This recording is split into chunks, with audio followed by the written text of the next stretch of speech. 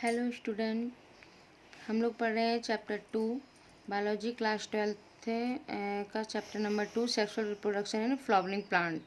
आज हमें देखना है इसका पार्ट 4 तक हम लोग कंप्लीट कर चुके थे बेटा। अब आज हम लोग पढ़ेंगे पार्ट 5। पार्ट 5 में हम देखेंगे इनब्रीडिंग डिवाइसेस के बारे में हम पढ़ेंगे, इनब्रीडिंग डिप्रेशन के बारे में पढ़ेंगे, बायोलॉजिकल फिटनेस क्या होती है इसको हम देखेंगे। उसके बाद आउट ब्रीडिंग डिवाइसेस की बेटा कुछ हम बोल सकते हैं कि आउट ब्रीडिंग डिवाइसेस की कुछ डिवाइस ही हैं 4। फर्स्ट है आपकी डायगोगैमी, हम इसके बारे में जानेंगे कि डायगोगैमी क्या प्रोसेस है। फिर हेट्रोस्टाइली ये क्या है। सेल्फ इनकॉम्पैटिबिलिटी के बारे में पढ़ेंगे। फिर यूनिसेक्सुअल फ्लावर जिसको हम लोग डाइक्लिनी भी बोलते हैं। इसके बाद हम देखेंगे पॉलन पिस्टल इंट्रैक्शन। इसके बाद आर्टिफिशियल हाइब्रिडाइजेशन। उसके बाद हम लास्ट टॉपिक अपना देखेंगे इमस्कुलेशन और बैगिंग। तो हम लोग स्टार्ट करते हैं आज का टॉपिक आउट ब्रीडिंग डिवाइसेस। सबसे पहले तो प्रश्न आता है कि what is out breeding devices. ये आउट ब्रीडिंग डिवाइसेस क्या है, इसका क्या मतलब है। तो सीधा सा है मतलब बेटा कि ये क्या होती है। तो एक्चुअली सेल्फ पॉलिनेशन के अपने पॉजिटिव और नेगेटिव दोनों ही पॉइंट थे। याद है हमने आपको जो सेल्फ पॉलिनेशन का फ़ायदा बताया था बेटा कि इसका फ़ायदा भी होता है सेल्फ पॉलिनेशन का और नुकसान भी होता है। अब फ़ायदा क्या होता है कि सीड बनेगा, फर्टिलाइजेशन होगा, रिप्रोडक्शन होगा। तो ये बात श्योर हो जाती है सेल्फ पॉलिनेशन से कि मैं मतलब है कि फर्टिलाइजेशन होगा और वह प्लांट जर्मिनेट करेगा ही। लेकिन अगर मैं बोलूँ कि इसका एक बड़ा नुकसान भी होता है कि लगातार कॉन्टिन्यूस ब्रीडिंग से ऑफ स्प्रिंग क्या होने लगती है, वीक होने लगती है। उसका जो जेनेटिक कंपोनेंट है वो क्या होने लगता है, वीक होने लगता है। तो कई बार समझ में नहीं आता कि क्यों सेल्फ पॉलिनेशन क्रॉस पॉलिनेशन के अकॉर्डिंग कमज़ोर पड़ जाता है। जो जेनेटिक के लेवल पर जाकर अगर हम देखते हैं बेटा तो जेनेटिक तो जब हम जेनेटिक्स पढ़ेंगे इसके बाद हम जेनेटिक्स में आपको इसके नेक्स्ट चैप्टर इस यूनिट के बाद आपका जेनेटिक्स स्टार्ट होगा। इसमें हम लोग देखेंगे कि क्या हेटेरोसिस क्या होती है, हाइब्रिड कंडीशन क्या होती है। तो अगर मैं आपसे बोलूं कि आउट ब्रीडिंग डिवाइसेस, तो आउट ब्रीडिंग डिवाइसेस का बेटा सीधा सा मतलब है ये है कि हम चाहते हैं कि सेल्फ पॉलिनेशन को बढ़ावा ना मिले। अब देखो जो सेल्फ पॉलिनेशन क्रॉस पॉलिनेशन ये हम नेक्स्ट लेक्चर में इन प्रीवियस लेक्चर में आपको डिस्कस कर चुकी हूँ मैं। तो आउट ब्रीडिंग डिवाइसेस का सीधा सा मतलब ये है कि हम चाहते हैं कि सेल्फ पॉलिनेशन को बढ़ावा ना मिले, क्रॉस पॉलिनेशन को बढ़ावा मिले। प्रकृति चाहती है कि जीवों के अंदर वेरिएशन आए। प्रकृति चाहती है कि लगातार जैसे जैसे इन्वायरमेंटल कंडीशन बदलती चली जा रही है, जैसे जैसे जीवों का विकास होता चला जा रहा है, क्योंकि यदि इवोल्यूशन रुक गया तो फिर जीव खत्म हो सकते हैं ना। कई बार आपने देखा होगा कि अगर आप बोलते हैं कि क्या इस टाइम पे आज के समय में क्या एवोल्यूशन की प्रोसेस चल रही है, तो इसका आंसर होगा कि यस, एवोल्यूशन आज के टाइम में भी बेटा चल रहा है। क्योंकि हम सब एक लेबोरेटरी के प्रयोग का एक हिस्सा ही है। हमें मालूम भी नहीं चलेगा कि प्रकृति, लेकिन ये सब किसको मालूम है, प्रकृति को मालूम है कि हम लगातार एवोल्यूट हो रहे हैं। आज हम जैसे हैं कई हजार वर्ष पहले हम वैसे नहीं थे और कई हजार वर्षों बाद भी हम ऐसे नहीं रहेंगे। यानी कि majority of flowering plants produces hermaphrodite flower and pollen grains are likely to come in contact with the stigma of the same flower। यानी कि continuous self pollination result in breeding depression। Continuity अगर self pollination होता रहेगा तो इसका result क्या होगा, इन breeding depression. यानी कि अधिकतर प्लांट जो बेटा होते हैं वो फ्लावर जो होते हैं वो हर्माफ्रोडाइट होते हैं और इनके पोलन ग्रेन से सेम फ्लावर के ही स्टिग्मा आपस में कांटेक्ट में आते हैं। तो लगातार पॉलिनेशन से क्या होती है, इन ब्रीडिंग डिप्रेशन।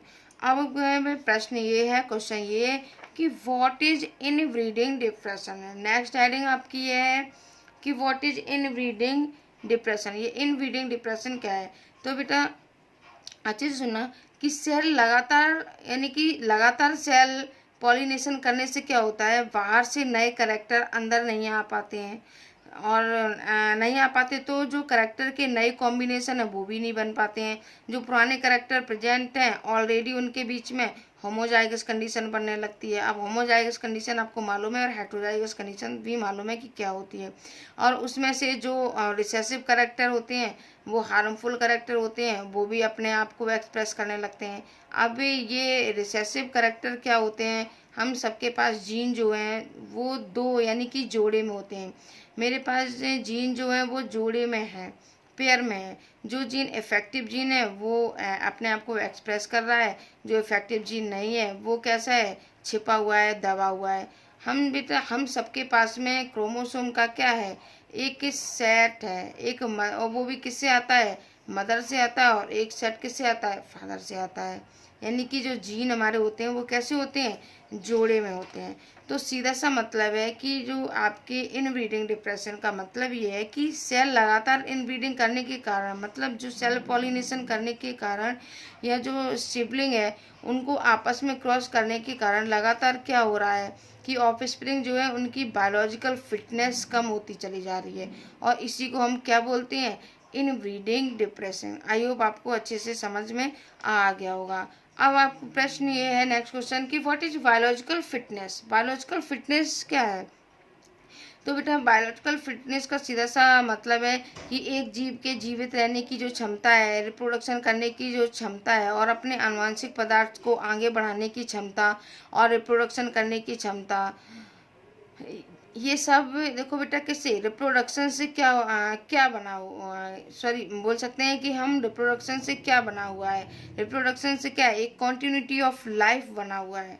हर जीव रिप्रोड्यूस करता है, अगली पीढ़ी को उत्पन्न करता है, अपना जेनेटिक मटेरियल देखो जब मेल और फीमेल गैमीट मिलते हैं तो अपना जेनेटिक मटेरियल क्या, जेनेटिक मटेरियल का जो न्यूक्लियस है वो कंबाइन करता है। न्यूक्लियस मतलब genetic material important role play करता है। हम कहते हैं कि उससे कॉन्टिन्यूटी ऑफ लाइफ मेंटेन है। और एनसीईआरटी भी आपका यही कहता है बेटा कि जो प्लांट है आउट ब्रीडिंग डिवाइसेस का सीधा से एक मतलब ही यही है कि हम चाहते हैं कि आप प्लांट के जो सेल्फ पॉलिनेशन है वो डिप्रेस हो और क्रॉस पॉलिनेशन को बढ़ावा मिले। आई होप आपको ये टॉपिक क्लियर हुए होंगे in out breeding devices, in breeding devices, biological fitness. इसके बाद बेटा आउट ब्रीडिंग डिवाइसेस के जो आपके एनसीईआरटी है यानी कि सेल्फ पॉलिनेशन को अवॉइड करने के लिए तथा क्रॉस पॉलिनेशन को बढ़ावा देने के लिए प्लांट में कुछ क्या है, कुछ डिवाइसेस प्रेजेंट हैं। अब आप ये तो आपको समझ में आ ही गया होगा कि हम क्रॉस सेल्फ पॉलिनेशन को क्यों अवॉइड करना चाह रहे हैं, जेनेटिकली फिटनेस के लिए, और क्रॉस पॉलिनेशन को क्यों बढ़ावा देना चाह रहे हैं, जेनेटिकली फिटनेस। क्योंकि जब क्रॉस पॉलिनेशन होगा तो न्यू वेरिएशन देखने को मिलेगा, लेकिन जब सेल्फ पॉलिनेशन होगा तो वेरिएशन नहीं मिलेगा। तो सबसे पहले आपकी जो आउटब्रीडिंग डिवाइसेस है तो जिसको हम लोग बोलते हैं अवॉइड सिंक्रोनाइजेशन, मीन्स हम इसको एक अलग लैंग्वेज में बोलते हैं डाइकोगेमी। फर्स्ट आपकी डिवाइस क्या है, dichogamy. Here in A bisexual flower anther and stigma mature at different times so that self pollination is inhibit. अगर बेटा कुछ स्पीशीज में पॉलन के रिलीज तथा स्टिग्मा के रिसेप्टिविटी में सिंक्रोनाइजेशन नहीं होता है, या तो स्टिग्मा के रिसेप्टिव होने से पहले पॉलन ग्रेन रिलीज हो जाते हैं या स्टिग्मा उसको पॉलन ग्रेन को पहले ही रिसीव कर चुकी होती है। तो ये और उसमें कुछ आपके एग्जाम्पल दिए गए हैं जैसे साल्विया, सनफ्लावर, रोज और ग्लोरियोसा, ये सब आपके एग्जाम्पल दिए गए हैं किसमें, डाइकोगेमी। अब एक कंडीशन होती है प्रोटेंड्री, दूसरी होती है प्रोटोगाइनी। प्रोटेंड्री का मतलब होता है बेटा कि मेल फ्लावर फर्स्ट यानी कि पहले मेल फ्लावर जर्मिनेट कर गए यानी कि पॉलन ग्रेन फीमेल के मैच्योर होने से पहले ही क्या हुआ, पॉलन ग्रेन रिलीज हो गई। और प्रोटोगाइनी का मतलब होता है कि फीमेल एंथर रिलीज होने से पहले ही फीमेल का क्या हो जाना, मैच्योर हो जाना। आई होप आपको ये दोनों प्रोसेस क्लियर हुए होंगे कि प्रोटोएंड्री और प्रोटोगाइनी दोनों में क्या डिफरेंस है।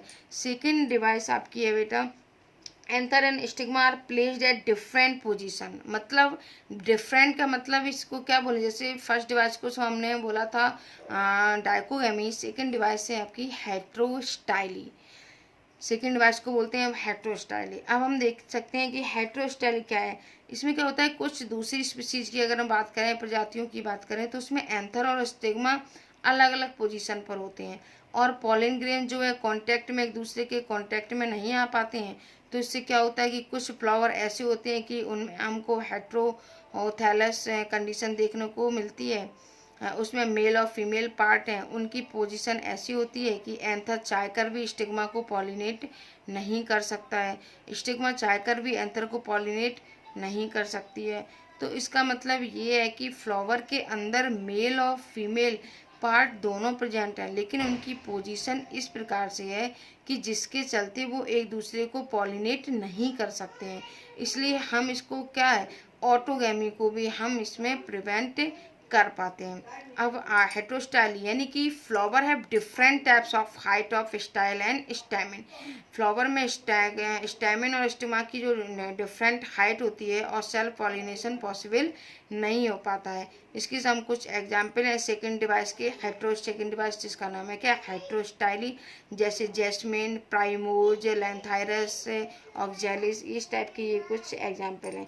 आई होप आपको सेकेंड डिवाइस क्लियर हुई होगी कि कुछ स्पीसीज में एंथर तथा स्टिग्मा अलग अलग पोजीशन पर स्थित होते हैं ताकि पॉलन ग्रेन कभी सेम फ्लावर के स्टिग्मा के संपर्क में नहीं आ पाते हैं। और जो मैंने आपको बेटा डाइकोगैमी और हेटेरोस्टाइली यानी कि उपरोक्त ए और अगर हम बी प्रोसेस की डिवाइसेस की बात करें तो ये ऑटोगैमी से क्या करती हैं, ये बचाती हैं। अब आपको पता है कि ऑटोगैमी की क्या प्रोसेस थी, यानी कि सेम फ्लावर का सेम, जब फ्लावर सेम ही नहीं होगा और फ्लावर डिफरेंट पोजीशन पे होगा तो पॉलिनेशन नहीं होगा, यानी कि दोनों डिवाइस में ऑटोगैमी से ये में क्या है, बचाती हैं। इन दोनों में ऑटोगैमी की प्रोसेस पॉसिबल नहीं हो सकती है।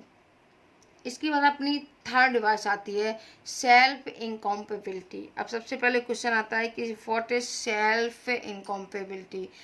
तो बेटा कि ये एक तरह की क्या है, जेनेटिक मैकेनिज्म है जिसमें सेल्फ पॉलिनेशन यानी कि सेम फ्लावर या उसी प्लांट का दूसरा फ्लावर, यानी कि सेल्फ इनकॉम्पेबिलिटी में क्या है, सेम फ्लावर या उसी प्लांट का दूसरा फ्लावर के सेल्फ पॉलिनेशन के द्वारा ओव्यूल के फर्टिलाइजेशन को क्या किया जाता है, रोका जाता है।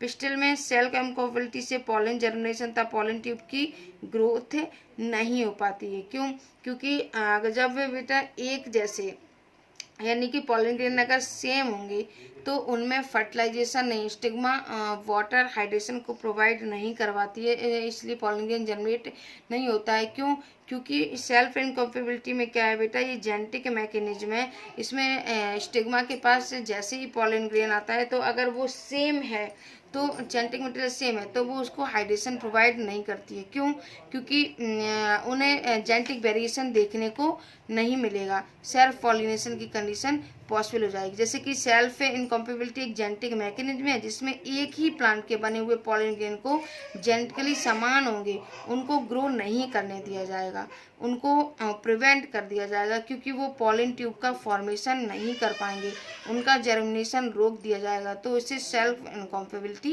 की प्रोसेस बोलते हैं यानी कि pollen will not germinate on genetically similar individual, promote out crossing. किसको प्रमोट कर रहे हैं, आउट क्रॉसिंग को। अब जैसे मैंने एक फिगर बनाया है, आप इसमें देख सकते हैं सेल्फ इनकॉम्पेबिलिटी को अच्छे से आप समझ भी सकते हैं। बेटा आप देखिएगा, मैंने एक फिगर कार्पेल गाइनोसियम का बनाया हुआ है। इस फिगर में आप देखिए ये क्या है, stigma, style, pollen tube, ovary, ovule और ये क्या है, थैलेमस। ये गाइनोसियम यानी कि कार्पेल का स्ट्रक्चर है। इसमें देख सकते हैं आप कि ये स्टिग्मा है, स्टिग्मा के ऊपर क्या है, पॉलन ग्रेन, पॉलन ग्रेन से क्या है, एक पॉलन ट्यूब जर्मिनेट हुई, पॉलन ट्यूब जर्मिनेट होने के बाद में ये क्या पर पहुंचा, ओवरी, ओवरी के अंदर ओव्यूल और दोनों में क्या होगा, फर्टिलाइजेशन। अब आप इस छोटा सा एग्जाम्पल देखिए, आप यहाँ पर देखिए, यानी कि सेल्फ इनकॉम्पेबिलिटी का है मतलब ये जेनेटिक, यानी कि जो सेल्फ इनकॉम्पेबिलिटी एक जेनेटिक मैकेनिज्म है जिसमें एक ही प्लांट के बने हुए पॉलन ग्रेन जेनेटिकली समान क्या होंगे, समान होंगे। आप इसमें देख लीजिए S3 और S4, यानी कि ये पॉलन ग्रेन का जो जेनेटिक मटेरियल है वो S3 है और ये इसका क्या है S4। लेकिन जो अंदर जो जेनेटिक मटेरियल है बी के अंदर का जो जेनेटिक मटेरियल है बेटा वो क्या है S1 और S2। तो ये पॉलिन ट्यूब क्या है जर्मिनेट हो रही है। क्यों जर्मिनेट हो रही है? क्योंकि ये S3 है, ये S1, ये S4 है, ये S2। आप लोग अच्छे से समझना, यानी कि ये क्या है जेनेटिकली सिमिलर नहीं है। जेनेटिकली सिमिलर नहीं है तो इसमें वेरिएशन देखने को मिलेगा। तो इसीलिए ये वेरिएशन की वजह से ये में क्या है पॉलन ट्यूब जर्मिनेट हो गई। आप सेकंड में देख लीजिए S3 और S1, यानी कि S3 और S1 ये दोनों कैसे हैं जेनेटिकली डिसिमिलर है, यानी कि यहाँ पर क्या होगा वेरिएशन देखने को मिलेगा। तो पॉलन ट्यूब जर्मिनेट हो गई। और S1 क्या है, यहाँ पर S1 है, सॉरी S2 है, ये S1 नहीं है, ये S2 होगी, S2 है और इसमें भी S2। तो पॉलन यानी कि सेम मटेरियल मिल गया तो ये पॉलन ट्यूब जर्मिनेट नहीं हुई। ये प्रोसेस किस में होती है? सेल्फ कॉम्पेबिलिटी में, सॉरी सेल्फ इनकॉम्पेबिलिटी में। अब S2 एंड S1 आप इसमें देख सकते हैं कि इसमें S1 भी प्रेजेंट है और S2 भी प्रेजेंट है। तो दोनों की S1 and S2 not germinate because genetic material इनका कैसा है सेम जेनेटिक मटेरियल है। तो वेरिएशन देखने को नहीं मिलेगा। तो ये क्या है पॉलन ट्यूब जर्मिनेट नहीं हुई। आई होप आपको सेल्फ इनकॉम्पेबिलिटी अच्छे से क्लियर हुआ होगा। फिर भी आप अगर कोई डाउट है बेटा तो आप कमेंट मैसेज कर सकते हैं। इसके बाद आपकी जो लास्ट डिवाइस आती है production of unisexual flower. Last आपकी डिवाइस क्या है? Production of unisexual flower. Unisexual flower मतलब बेटा ये सेल्फ पॉलिनेशन को ये क्या है रोकता है। अगर मेल और फीमेल दोनों एक ही प्लांट पर उपस्थित होंगे, यानी कि मेल फ्लावर और फीमेल फ्लावर एक ही प्लांट पर प्रेजेंट हैं दोनों ही, तो ऑटोगैमी से तो बचा जा सकता है लेकिन गाइटेनोगैमी से बचा नहीं जा सकता। आप देखिए मैंने आपको एक फिगर बनाया था कि मान लो एक ये प्लांट है, इसमें एक ये फ्लावर है और इसमें एक ये फ्लावर है। तो इसमें ऑटोगैमी यानी कि ये फ्लावर में अगर इसी फ्लावर का इसी से पॉलिनेशन होता तो क्या कहलाता था? ऑटोगैमी। तो ऑटोगैमी से तो बचा जा सकता है लेकिन गाइटेनो, और अगर एक ही प्लांट के अदर फ्लावर से अगर पॉलिनेशन होना है तो उसको क्या बोलते थे हम? गाइटेनोगैमी। तो इसमें बेटा पॉलिनेशन ऑटोगैमी से तो बचा जा सकता है लेकिन क्योंकि यूनिसेक्सुअल फ्लावर है, लेकिन गाइटेनोगैमी से नहीं बचा जा सकता है। यानी कि एग्जाम्पल के लिए आप ले सकते हैं मोनोसियस प्लांट को। अब मोनोसियस प्लांट के एग्जाम्पल हैं कैस्टर एंड मेज। कैस्टर और मेज बेटा इस टाइप के जो ये दो जो प्लांट हैं इनमें गाइटेनोगैमी से तो नहीं बचा जा सकता है लेकिन सॉरी ऑटोगैमी से बचा जा सकता है। मोनोसियस का मतलब क्या होता है? मेल और फीमेल दोनों पार्ट एक ही प्लांट में होंगे। अब मोनोसियस वर्ड का मतलब क्या था? एक अकेला सेक्सुअल रिप्रोडक्शन कर सकता है मोनोसियस, क्योंकि उसके पास क्या है मेल फ्लावर भी है और फीमेल फ्लावर भी है। डायोसियस मतलब दो मिलकर रिप्रोडक्शन करते हैं, मेल और फीमेल प्लांट मिलकर रिप्रोडक्शन करते हैं। मोनोसियस डाइक्लिनस सॉरी डाइक्लिनस मीन्स इसका मतलब होता है प्लांट के पास मेल और फीमेल दोनों प्रेजेंट हैं, प्लांट के अंदर मेल और फीमेल पार्ट दोनों ही पाए जाते हैं। आई होप आपको ये समझ में आएगा कि मोनोसियस मतलब कैस्टर और मेज का एग्जाम्पल है। इसके बाद स्पीसीज में मेल और फीमेल फ्लावर अगर अलग अलग प्लांट पर प्रेजेंट होंगे, यानी कि मेल प्लांट ऐसा प्लांट क्या होता है? डायोसियस, और इसका एग्जाम्पल क्या है? पपाया, जिसमें मेल और फीमेल दोनों प्लांट फ्लावर कैसे होते हैं? डिफरेंट प्लांट पर। इस स्थिति में ऑटोगैमी तथा गाइटेनोगैमी दोनों ही नहीं हो सकते हैं, यानी कि जब डिफरेंट प्लांट है तो ना ही ऑटोगैमी हो सकती है ना ही गाइटेनो, क्योंकि प्लांट ही क्या है एक ये प्लांट हुआ। अगर सेम प्लांट है तो ऑटोगैमी गाइटेनोगैमी हो सकती है, लेकिन अगर प्लांट क्या है दूसरा डिफरेंट प्लांट है तो ये सॉरी गाइटेनोगैमी और ऑटोगैमी दोनों को ही क्या कर देगा? नहीं हो सकता, प्रिवेंट कर देगा। आई होप आपको ये 4 डिवाइस क्लियर हुई होंगी। इसके बाद आपकी नेक्स्ट साइडिंग आती है पॉलन पिस्टल इंट्रैक्शन। अब हम लोग देख लेते हैं कि what is a pollen pistol interaction. तो बेटा पॉलन पिस्टल इंट्रैक्शन में सबसे पहले तो हम यही देखेंगे कि जो इतनी देर से हम आपसे एक ही बात बोल रही हूँ कि स्टिग्मा जो है उसके पास जो पॉलन ग्रेन पहुँचेंगे वो ज़रूरी नहीं है कि उसी स्पीसीज के हों, वो किसी डिफरेंट स्पीसीज के भी हो सकते हैं। और ज़रूरी नहीं है कि जिस टाइम की हमें रिक्वायरमेंट है पॉलन ग्रेन उसी प्लांट के हों। क्योंकि अगर हम एयर इंसेक्ट वो इस बात को नहीं जानते ना कि पर्टिकुलर किस स्पीसीज के पॉलन ग्रेन वहाँ पे वो पहुँचाते हैं। सीधा सा मतलब कहने का है कि यानी कि जिस स्पीसीज की स्टिग्मा है उसी स्पीसीज का पॉलन ग्रेन वहाँ पहुँच जाएगा, पहुँचेगा या नहीं पहुँचेगा, इस बात की कोई भी गारंटी नहीं होती है। इतना तो आपको पता है। तो यानी कि पॉलिनेशन राइट टाइप के पॉलन ट्रांसफर को गारंटी नहीं देता है। राइट टाइप के पॉलन से मतलब है सेम स्पीसीज का कॉम्पिटेबल पॉलन ग्रेन। कॉम्पिटेबल, देखो इनकॉम्पिटेबल का मतलब होता है उसके सुयोग्य नहीं होना, उसके अकॉर्डिंग उसके जैसा नहीं होना, और कंपेटेबल का मतलब है उसके जैसा ही होना। अक्सर इनकॉम्पेटेबल मतलब रॉन्ग टाइप के पॉलन ग्रेन भी स्टिग्मा पर आ जाते हैं, मतलब कि किसी अन्य स्पीसीज के पॉलन या फिर किसी प्लांट के पॉलन, यदि वो कैसे हैं सेल्फ इनकॉम्पेटेबल होंगे तो, मतलब पिस्टिल के पास राइट टाइप यानी कि कॉम्पेटेबल पॉलन या रॉन्ग टाइप इनकॉम्पेटेबल को पहचानने की क्या होती है, क्षमता होती है। मान लो ये मैंने आप एक पॉलन ट्यूब को बनाया है, यहाँ पे ये स्टिग्मा है, ये स्टिग्मा, यहाँ पर जो पॉलन ग्रेन आएंगे, मान लो ये एक इंसेक्ट सिट हुआ, उसके ऊपर तो बहुत सारे पॉलन ग्रेन कैसे होंगे, उसकी बॉडी पर चिपके हुए होंगे। क्यों? क्योंकि वो तो अदर अदर जाने कितने फ्लावर पे होकर आया होगा। तो बेटा उसकी बॉडी के कई अब इस जो आपकी स्टिग्मा है इस पे जो पॉलन ग्रेन आएगा तो इस स्टिग्मा के अंदर ऐसी कंडीशन होती है, ये ऐसी प्रोसेस होती है, ऐसे केमिकल होते हैं जिससे ये पॉलन ग्रेन को पहचान जाता है कि ये कॉम्पिटेबल टाइप का है, मतलब राइट टाइप का है, या इनकॉम्पिटेबल मतलब रॉन्ग टाइप का। अगर ये रॉन्ग टाइप का है तो स्टिग्मा इसको ना फूड प्रोवाइड करेगी, ना वाटर प्रोवाइड करेगी, ना हाइड्रेशन होगा, ना पॉलन ट्यूब का जनरेशन होगा, और ये पॉलन ग्रेन क्या है ऐसे ही पड़े रहेंगे, सूख जाएंगे। आई होप आपको पॉलन पिस्टल इंटेंशन कुछ समझ में आएगा। जो राइट टाइप के पॉलन ग्रेन को पिस्टल क्या करती है, एक्सेप्ट कर लेती है, और पोस्ट पॉलिनेशन इवेंट्स को प्रमोट करते हुए फर्टिलाइजर, यानी कि अगर ये राइट टाइप का है तो आगे क्या पॉलन ट्यूब होगी, पॉलन ट्यूब होके क्या होगा, 2 मेल गैमीट का जनरेशन होगा, और ये ओवरी में पहुंचेगा, ओव्यूल के अंदर कहाँ पहुंचेगा, ओव्यूल एम्ब्रियो सेक के अंदर, और लास्ट में देन क्या हो जाएगा, फर्टिलाइजेशन हो जाएगा, यानी कि पोस्ट पॉलिनेशन के इवेंट्स की प्रोसेस स्टार्ट हो जाएगी। अगर पिस्टल द्वारा पॉलन को एक्सेप्ट या रिजेक्ट करने की क्षमता पॉलन ग्रेन और पिस्टल के मध्य होने वाले निरंतर यानी कि कॉन्टिन्यूस डायलॉग से, ये जो पॉलन पिस्टल को पहचानने की जो प्रोसेस है बेटा, ये क्या है, एक डायलॉग प्रोसेस, यानी कि ये स्टिग्मा है, ये क्या करती है, एक केमिकल डायलॉग को रिलीज करती है, एक केमिकल्स को रिलीज करती है, जिसके थ्रू ये क्या है दोनों के केमिकल अगर मैच करते हैं तो मतलब पॉलन ट्यूब का क्या जर्मिनेशन होता है, अगर मैच नहीं करते हैं तो पॉलन ट्यूब का जर्मिनेशन नहीं होता है। और ये इंट्रैक्शन होता है कैसे, क्योंकि ये क्या है एक सुगरी सब्सटेंस एक केमिकल डायलॉग को क्या करते हैं रिलीज करते हैं, यानी कि पॉलन के केमिकल कंपोनेंट तथा पिस्टिल के साथ जो इंट्रैक्शन होता है जिससे यह कॉन्टिन्यूस डायलॉग कर पाते हैं। जैसे जैसे बेटा पॉलन ट्यूब आगे बढ़ती है वैसे वैसे क्या है केमिकल डायलॉग की प्रोसेस भी बढ़ती है। यहाँ पर क्या है केमिकल डायलॉग लगातार क्या हो रहा है सिक्रीट हो रहा है, और वो मेल गैमीट को धीरे धीरे क्या है आगे पहुँचा रहा होता है। आई होप आपको समझ में आया होगा।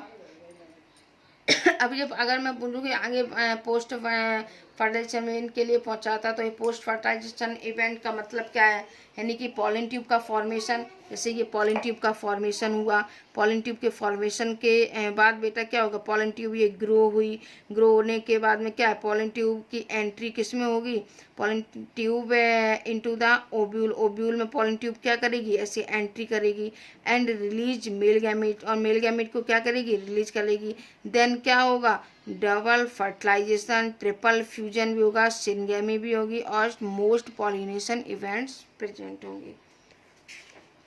पॉलन पिस्टल इवेंट्स में अब हम आगे देखते हैं कि बेटा जो बोल सकते हैं कि जो पिस्टिल है पिस्टिल की पॉलन ग्रेन को क्या है रिकॉग्नाइज करने की क्षमता होती है, पॉलन ग्रेन को एक्सेप्ट करना है या रिजेक्ट करना है, ये केमिकल डायलॉग पर डिपेंड करता है। जो पॉलन ग्रेन या पिस्टिल के बीच में क्या होता है कॉन्टिन्यूस केमिकल डायलॉग क्या होता है रिलीज होता है, रिलीज करने की क्षमता पर ही डिपेंड करता है। जो केमिकल कंपोनेंट पॉलन ग्रेन की सरफेस पर होंगे वही डिसाइड करते हैं कि जेनेटिक मेकअप उनको डेवलप डिसाइड करेगा या डेवलप करने देगा आगे या फिर नहीं।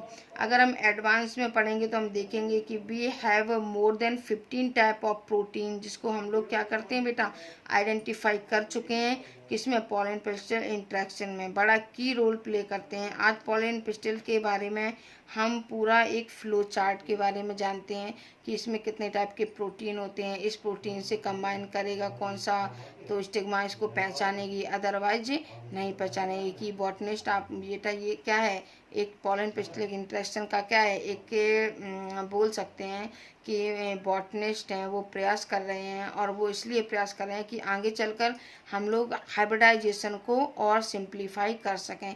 क्योंकि अगर हमें इनकी केमिकल कंपोजिशन सुगरी सब्सटेंस के बारे में पता चल जाएगा तो हम किसी जब हमें केमिकल के बारे में पता है तो हम किसी और का केमिकल किसी और के बीच में क्या कर सकते हैं, क्रॉस करवा सकते हैं। तो क्या है, इससे हमें न्यू वैरायटी मिलेगी, और इससे क्या है, हाइब्रिडाइजेशन को हम और सिंपलीफाई तरीके से बढ़ावा दे सकते हैं, जान सकते हैं। ये तो इतनी बात हुई कि पॉलन पिस्टल के बारे में। अब पॉलन पिस्टल के बारे में इसके बाद हम देखेंगे कि ये पॉलन पिस्टल का इंट्रैक्शन तो हो गया यहाँ पे, अगर ये केमिकल डायलॉग रिलीज किया, मैच किया तो पॉलन ट्यूब का जन्मेशन होगा। अब हम इसके आगे के बाद देखते हैं कि इसके आगे फिर क्या प्रोसेस होती है, मतलब वो पॉलन ट्यूब आगे जाकर क्या करती है। तो अब आप लोग अच्छे से बेटा सुनना, अच्छे से समझना कि कॉम्पिटेबल पॉलिनेशन होने चाहिए। अगर ये कॉम्पिटेबल है पॉलिनेशन, चलो यहाँ पे इस फिगर में देखो, अगर ये कॉम्पिटेबल है पॉलिनेशन के लिए तो कंटेंट तो ये क्या है, ये पॉलन ट्यूब के अंदर चला जाएगा। कहाँ चला जाएगा, पॉलन ट्यूब के अंदर चला जाएगा। पॉलन ट्यूब क्या करेगी, स्टिग्मा तथा स्टाइल टिश्यू के द्वारा ग्रोथ करती हुई ये कहाँ पर पहुँच जाएगी, ओवरी तक। ये क्या है आपकी ओवरी, ये पूरा पार्ट क्या है ओवरी, इसके अंदर क्या है ये ओव्यूल, ओवरी तक पहुंच जाएगी। कुछ प्लांट में पोलन ग्रेन 2 सेल स्टेज होते हैं, जिसमें 2 सेल स्टेज में एक कौन सी होगी, वेजिटेटिव, और दूसरी कौन सी होगी, जनरेटिव सेल। एक ऐसे मान लो एक ये ट्यूब, ये है सेल, इसमें क्या होंगे 2 होंगे, तो एक ये क्या होगी ट्यूब सेल होगी, जिसको हम लोग क्या बोलेंगे वेजिटेटिव, और एक क्या होगी जनरेटिव सेल, एक क्या होगी जनरेटिव सेल, यानी कि 2 सेल प्रेजेंट होती हैं। वेजिटेटिव सेल को हम क्या बोलते हैं, ट्यूब न्यूक्लियस या ट्यूब सेल। इसके बाद बेटा इस प्रकार प्लांट में पॉलन ट्यूब जब स्टिग्मा पर ग्रोथ कर रही होती है तो जो जनरेटिव सेल है वो डिवाइड होके क्या, जो जनरेटिव सेल है ये वाली जो सेल है वो डिवाइड होके क्या बना देती है, 2 मेल गैमीट। ये सेल डिवाइड करेगी और क्या बना देगी, 2 मेल गैमीट बनाती है। जिन प्लांट में आपने देखा होगा कि अगर मैं एक परसेंटेज लूँ बेटा कि जैसे 40% या 60%, एक परसेंट लूँ तो 60% प्लांट में पॉलन ग्रेन कैसे होते हैं, 2 सेल स्टेज में बाहर आते हैं, जिसमें एक क्या होती है वेजिटेटिव, दूसरी जनरेटिव। और जो 40% प्लांट में जो पॉलन ग्रेन है वो 3 सेल स्टेज में बाहर आते हैं। किसने, अब ये हम पढ़ेंगे 3 सेल स्टेज में किस तरीके से बाहर आते हैं डरते हैं। तो पॉलन ट्यूब में शुरू से ही, यानी कि अगर 3 सेल में स्टेज में होंगे तो पॉलन ट्यूब में स्टार्टिंग से ही 2 मेल गैमीट्स क्या होंगे, प्रेजेंट होते हैं। पॉलन ट्यूब ओवरी में पहुंचने के बाद कहाँ से एंट्री करती है, माइक्रोपाइलर एंड से। अब ओव्यूल वाला फिगर आप देखना जो मैंने आपको पहले बताया था कि पॉलन ट्यूब ओवरी में पहुंचने के बाद माइक्रो ओव्यूल में जब एंट्री करती है तो कहाँ से करती है, माइक्रोपाइलर एंड में। अच्छा बेटा एक कुछ एनसीईआरटी से थोड़े से अदर पॉइंट हैं, आप लोग समझ लीजिए। एक होता है अगर ये जो पॉलन ट्यूब है अगर माइक्रोपाइलर पॉइंट से एंट्री कर रही तो इस कंडीशन को हम पोरोगामी बोलते हैं। यानी कि in this pollen tube enter into the ovule directly through the micropyle. It is found in most angiospermic plant. ये क्या है, मोस्ट एंजियोस्पर्मिक प्लांट में प्रेजेंट होती है। इसका एक एग्जाम्पल क्या है, कैप्सेला। इसको हम कैप्सेला में देख सकते हैं। इस कंडीशन को क्या बोलते हैं हम, पोरोगैमी। लेकिन अगर ये पॉलन ट्यूब माइक्रोपाइल से एंट्री ना करके किसी और एंड से, मान लो यहाँ चलाजा से एंट्री करती है तो इसको बोलते हैं हम चलाजोगामी। यानी कि in this the pollen tube enter into the ovule through the chalaza. The entry of pollen tube into the into the ovule through the chalaza. Ovule में कैसे, चलाजा के थ्रू अगर एंट्री करी तो इस कंडीशन को दैट इज फाउंड, इस condition को हम लोग क्या बोलते हैं बेटा, चलाजोगैमी। और इस चलाजोगैमी को सबसे पहले डिस्कवर किया था किसने, किस प्लांट में, कैजोराइना प्लांट में, कैजोराइना प्लांट में। और दूसरा बेटला एंड जैगलेंस यानी कि वॉलनट में। और इस नेक्स्ट आपका आता है बेटा, एक कंडीशन होती है कि ये तो हो गया कि माइक्रोपाइल से, तो क्या बोलेंगे, पोरोगैमी। चलाजा लाइन से एंटर करेगी पॉलन ट्यूब, तो इसको क्या बोलेंगे हम, चलाजोगैमी। अगर ये फ्यूनिकल के थ्रू एंटर करती है तो इसको हम लोग बोलते हैं बेटा मीजोगैमी। क्या बोलते हैं, मीजोगैमी। इसके आगे का हम लोग नेक्स्ट लेक्चर में कंटिन्यू करेंगे आगे।